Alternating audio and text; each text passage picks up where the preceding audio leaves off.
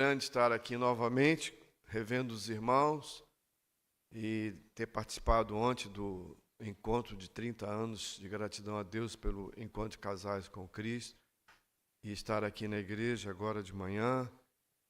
Muito feliz de ver a igreja repleta, tão bonito isso, né? Estou olhando aqui os semblantes dos irmãos, pessoas que amamos e sempre bom revê-las, né? Fico feliz, abraço aqui a todos que estão aqui conosco nessa manhã. Esse mês de outubro é um mês muito importante no nosso calendário litúrgico. É o mês em que nós celebramos a Deus e agradecemos também pela reforma protestante, né? Dia 31 de outubro de 1517, Deus dirigiu a vida de Lutero para que fizesse aquele ato tão importante lá na Alemanha, em Wittenberg, a manifestação das 95 teses, no qual ele fixou na porta do castelo, e nós, então, sempre lembramos isso. E muito importante que a igreja sempre cultive e lembre desse momento histórico que é a Reforma Protestante. Então eu queria que você abrisse a sua Bíblia no texto clássico. Está lá em Romanos, no primeiro capítulo. Romanos capítulo 1, verso 16 e verso 17. Esse é o texto clássico, quando nós sempre evocamos esse fato histórico que é a Reforma. Romanos capítulo 1, versículo 16 e 17. Pois não me envergonho do Evangelho, porque é o poder de Deus para a salvação de todo o que crê, primeiro do judeu e também do grego. Visto que a justiça de Deus se revela no Evangelho de fé em fé, como está escrito, o justo viverá por fé. O justo viverá por fé. Bom, todo mundo sabe que eu sou professor de história, né? Então eu vou evocar a história. Quase que uma aula de história. A Idade Média, antes da Idade Média, na história antiga, o Império Romano, ele fez algumas coisas que dificultaram o cristianismo. Os imperadores romanos fizeram muito massacre na vida de cristãos. Se um dia você puder ir lá em Roma, você vai ver isso. O Coliseu é algo. Eu estive lá há 10 anos atrás. Ali é um local de opressão, porque ali os cristãos eram sacrificados, né? Aquela barbárie. E existem muitos bons filmes para você ver sobre isso. E outros imperadores, Nero, terrível. E as perseguições aos cristãos começaram já no primeiro século, se estendendo daí por diante. Mas mesmo assim o cristianismo foi crescendo. E o Império Romano cada vez mais se enfraquecendo. Então o que foi feito? O Edito de Milão, Constantino fez o Edito de Milão em 313. Ele então, o que é o Edito de Milão? É a liberdade de culto aos cristãos. Isso no ano 313, porque o Império Romano estava, no certo sentido, sucumbindo. E ele notava que o cristianismo crescia. Então, o que ele faz? Ele abraça o cristianismo como uma maneira de tentar sustentar cada vez mais o seu império. Depois disso, veio o Edito de Tessalônica, em 395, que é a transformação do cristianismo em religião oficial do Estado. Religião oficial do Estado. Isso em 395. Parou a perseguição à igreja, mas criou-se um problema muito sério, que foi a Idade Média. A Idade Média é uma época difícil, que a igreja passou, não pelas perseguições, mas pela introdução de muitas heresias dentro do seu cânone, dentro de sua caminhada na sua vivência cristã. Isso você já deve ter estudado no antigo científico, né? Quem lembra do científico aí, lembra muito bem disso. Muito bem. Surgiu também a imprensa de Gutenberg, que veio a colocar e a facilitar a possibilidade dos livros se desenvolverem. No dia 10 de novembro de 1483, na cidade de Augsburg, nasceu um garoto chamado Lutero. Ele nasceu em 10 de novembro e viveu até 12 de dezembro de 1546, 63 anos. Ele resolveu ser um sacerdote da ordem dos agostinianos. E ele, então, como um devoto, resolveu ir até Roma para poder ver de perto a sede, né, da época do cristianismo. Ele ficou muito triste com tudo aquilo que ele viu. Já passei aqui na igreja e acho que você poderia ver também. Existe um filme espetacular chamado Lutero, elaborado pela Igreja Luterana, que é um tratado. Quem não assistiu deve assistir. O nome do filme, Lutero, está hoje no YouTube, na Netflix. Eu já passei aqui na igreja, alguns aqui já até assistiram comigo e debate sobre esse filme. E ele, então, voltando, ficou muito impactado com tudo aquilo que viu e preocupado. Foi convidado, então, a fazer, já que Lutero ensinava lá na Alemanha, na universidade, uma série de estudos bíblicos sobre o livro de Romanos. E ele, então, começou a estudar o livro de Romanos. E aí piorou mais a vida dele. Que ao estudar o livro de Romanos, ele se deparou com esse versículo: o justo viverá por fé. E ele, então, faz aquilo que eu já disse, o édito, a proclamação lá das 65 teses, 95 teses, no qual ele demonstra a sua insatisfação com o fato.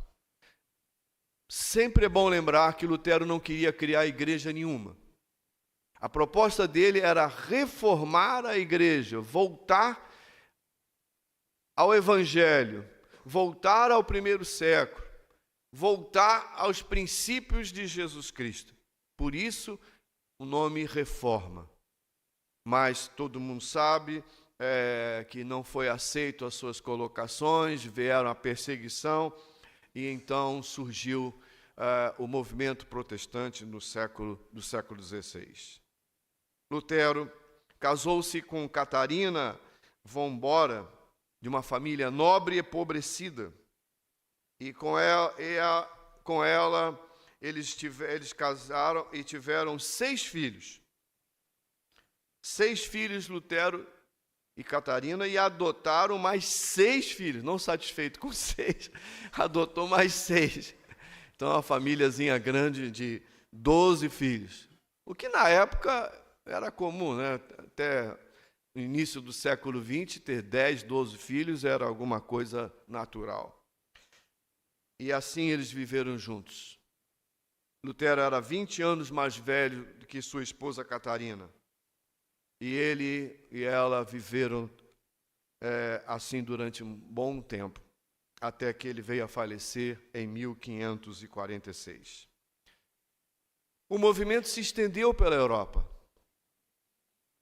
pela Alemanha, pela Inglaterra, França e etc. Em 1560, na Escócia, surgiu a Igreja Presbiteriana. Um homem chamado John Knox criou a Igreja Presbiteriana na Inglaterra e começou o movimento presbiteriano.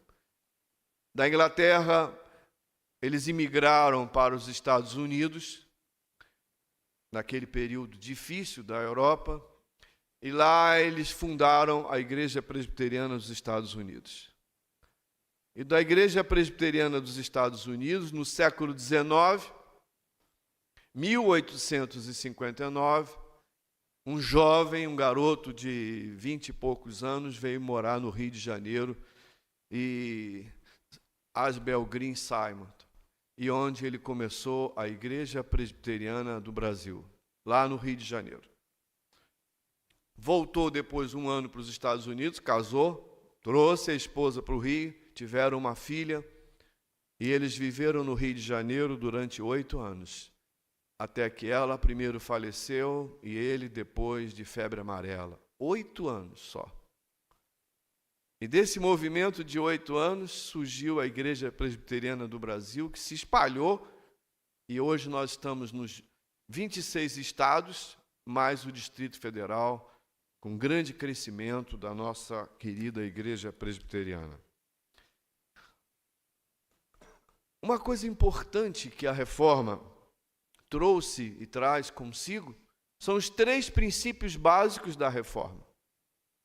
Se alguém te perguntar quais são os 3 princípios, o que é a síntese da sua igreja presbiteriana? E você então pode dizer que existem 3 princípios básicos do movimento protestante, que é também o nosso símbolo. Primeiro ponto e fundamental na nossa caminhada é a justificação pela fé. Nós somos salvos pela fé em Cristo Jesus. É fundamental isso. Em Efésios, no capítulo 2, versículo 8 e versículo 9, diz lá: pela graça sois salvos mediante a fé em Cristo Jesus. Isso não vem de vós, é dom de Deus, não de obras para que ninguém se glorie. Eu queria dizer que isso é o grande princípio da reforma, a justificação pela fé. Nessa época, infelizmente, um contexto que havia no século XVI, se comprava o perdão, chamada a venda de indulgências. Alguém poderia comprar o seu perdão, levar consigo já uma certidão da sua salvação, comprar um terreno no céu, imagina isso. Botava lá no caixão, já levava junto. Isso está no filme, tá? Por favor, assista esse filme. Mas nós sabemos que isso não tem sentido nenhum. O justo viverá pela fé, não de obras, para que ninguém se glorie. É algo que o Espírito Santo trabalha no meu coração, no seu coração, e nos leva a uma decisão de fé. Justo viverá por fé. E ele então batia nessa tecla, e nós também, 517 anos depois, também batemos nessa tecla. O justo viverá por fé. Sem fé é impossível agradar a Deus, diz o livro de Hebreus. A fé é a certeza de fatos que se espera, é a convicção de que não se vê. O justo viverá pela fé. Então a fé é alguma coisa importantíssima na nossa caminhada ao lado de Jesus Cristo. Mas ele também dizia a respeito de um fato muito importante, que é o sacerdócio universal. O sacerdócio universal é um princípio nosso, e qual nós aprendemos, que nos fala a respeito disso. Lá o sacerdócio universal está em Timóteo, que Paulo disse: entre Deus e os homens só há Cristo Jesus homem. Entre Deus e os homens, Cristo Jesus homem. O sacerdócio universal, no qual Jesus Cristo veio nos conceder. O que é um sacerdócio universal? O sacerdócio universal nos iguala todo diante de Deus. Quando você estudou lá no seu científico, você aprendeu que haviam 3 estados. Primeiro estado, o clero. Segundo estado, a nobreza. E o terceiro estado, o povo. E ele disse, isso não existe. Todos são iguais. E ele desvincula isso. E a igreja bate nesse princípio importante. Todos nós somos iguais diante de Deus. Não há o clero e não há os leigos. Pelo contrário, nós aprendemos que diante de Deus nós somos todos iguais. A nossa igreja presbiteriana, ela enfatiza que existem presbíteros, docentes e presbíteros regentes. Eu e Edson e Mateus, o Joel e o Oswaldo somos presbíteros docentes. Vamos para um seminário, nos formamos e ensinamos a palavra de Deus. Mas existem os presbíteros regentes, que eu estou vendo aqui, vários presbíteros regentes, que são eleitos pela igreja por um período de 5 anos para participar da administração da igreja. O sacerdócio universal vem a mostrar que todos nós somos iguais diante de Deus. A oração do povo é a mesma oração de um presbítero. E é uma grande bênção isso. E nós precisamos desse ministério da oração dentro da igreja. É fundamental. É fundamental isso dentro da nossa comunidade. A oração é algo importante. São dos princípios que a reforma tentou mostrar e ensinar e a dizer isso de maneira geral. Nós não temos o confessionário. É algo que também se divide dentro desse momento. O confessionário é o momento em que você chega diante de alguém, um sacerdote, e fala dos seus pecados. Confessa os seus pecados. E aquela pessoa com a autoridade, segundo a convicção que existia na época, dá o perdão dos pecados. Você faça tanto isso, faça aquilo, reze a isso, faça aquilo, e seus pecados estarão perdoados. Isso não tem também base nas nossas escrituras. A nossa confissão, e no culto tem também aquele momento de oração e de confissão, é a Deus. E Jesus Cristo é o nosso mediador. Jesus disse, só eu sou o caminho, eu sou a verdade, eu sou a vida. Ninguém vem ao Pai a não ser por mim. Então nós reconhecemos que nós não temos esse poder de absolver alguém dos seus pecados. Somente Jesus Cristo. Há um só Deus entre Deus e os homens. Há um só mediador entre Deus e os homens, Cristo Jesus, homem. Nós temos, sim, o aconselhamento pastoral. Uma coisa muito importante. O gabinete pastoral é algo muito importante. É aconselhamento. E eu sempre recomendo, se você precisa de uma palavra, de uma orientação, procure os pastores da igreja. Procure os presbíteros docentes. É muito importante, mas o gabinete pastoral nunca tem esse conceito de confessionário, de perdoar e absolver pecados. Esse é o sacerdócio universal, é o princípio, segundo o princípio básico da sua igreja. Livre exame da Bíblia, justificação pela fé, sacerdócio universal, e já adiantei o terceiro. Livre exame da Bíblia. Livre exame da Bíblia.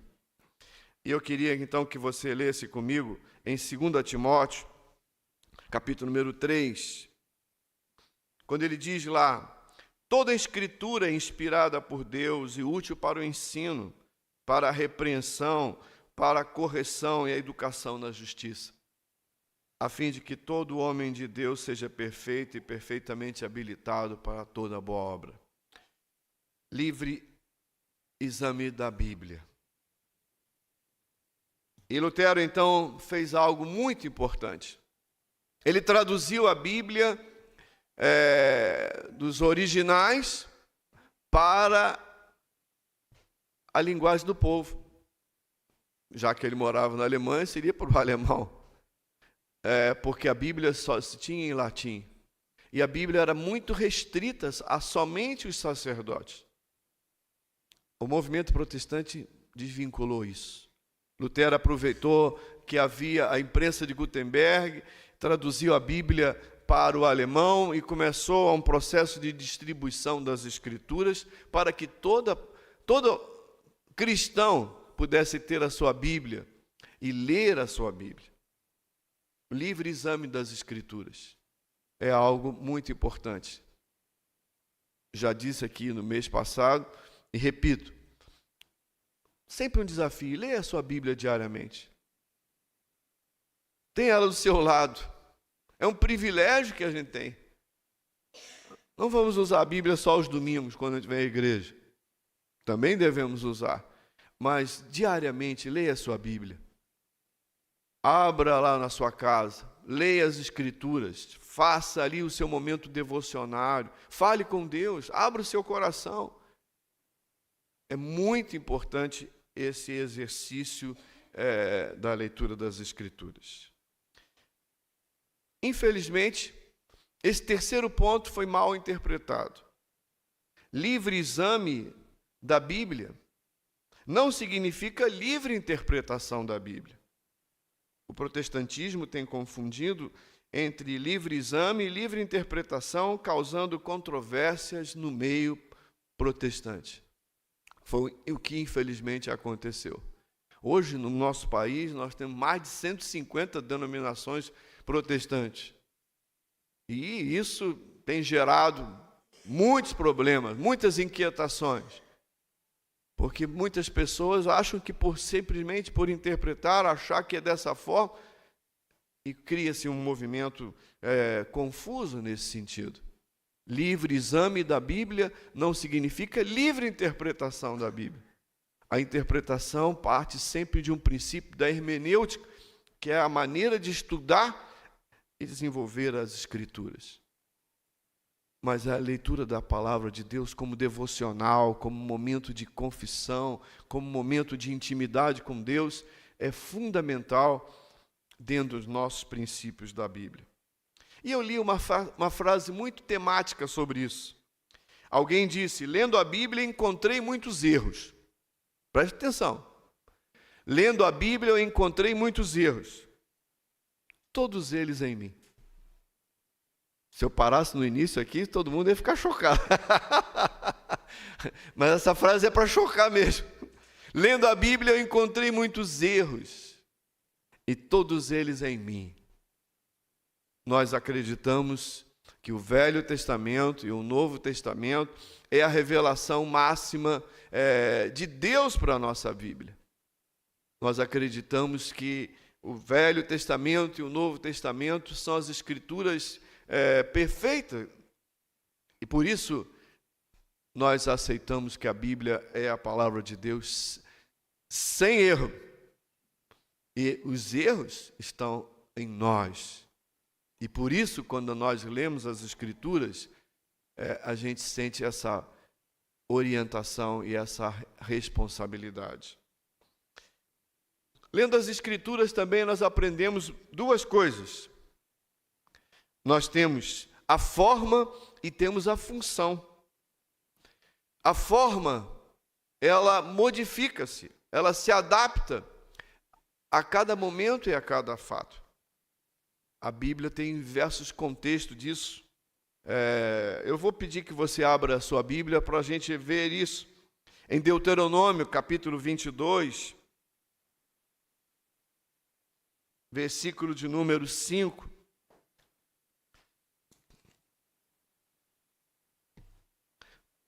Repetindo, a Bíblia, eu preciso olhá-la com duas maneiras, na forma e na função. E aqui nós estamos vendo a forma. A forma, ela modifica-se. Ela se adapta. É o contexto histórico. E olha só o que diz lá em Deuteronômio 22, versículo 5. A mulher não usará roupa de homem, nem o homem veste peculiar à mulher, porque qualquer que faz tais coisas é abominável ao Senhor teu Deus. Isso é um versículo do Velho Testamento. De uma forma diferente. Hoje, se eu perguntar aqui, as irmãs estão de calça comprida? Então, ninguém está aqui ficando preocupado com isso. Só um fato interessante, a minha mãe, como eu já contei aqui, eu tenho falado tanto aqui, né, nesse ano, foi um ano de falar muito da minha família.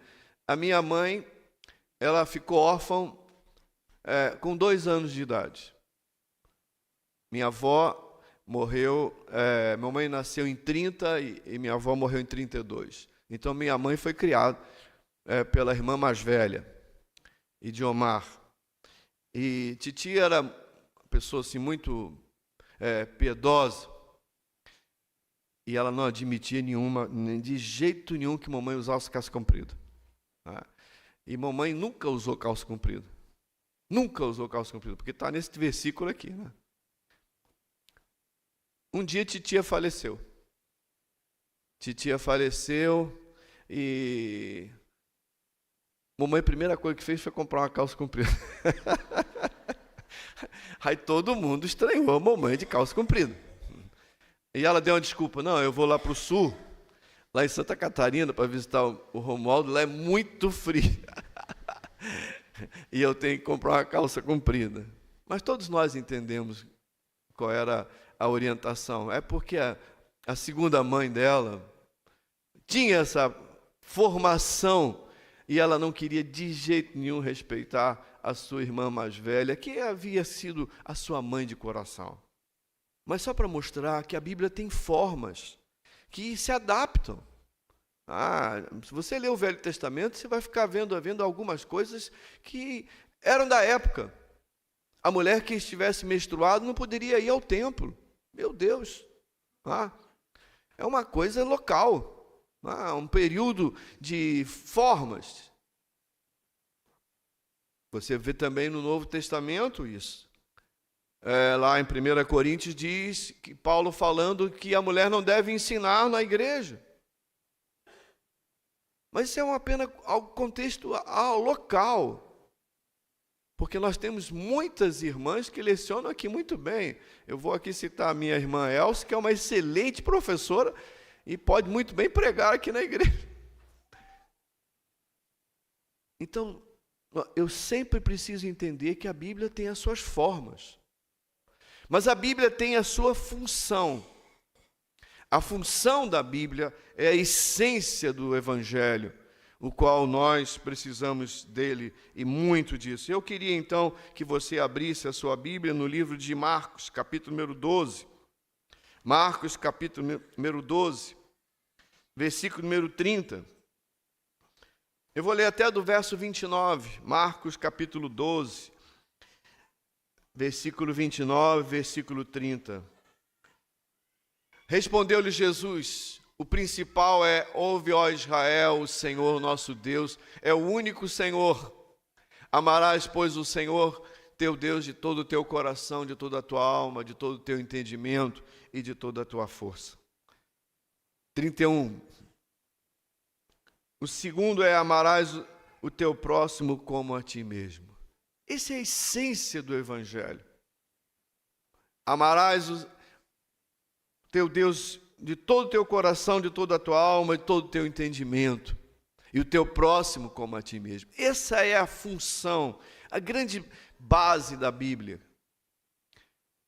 E no Evangelho de João, capítulo 3, versículo 16, é o coração da Bíblia, diz: porque Deus amou o mundo de tal maneira que deu seu Filho unigênito, para que todo aquele que nele crê não pereça, mas tenha a vida eterna. Tenha a vida eterna.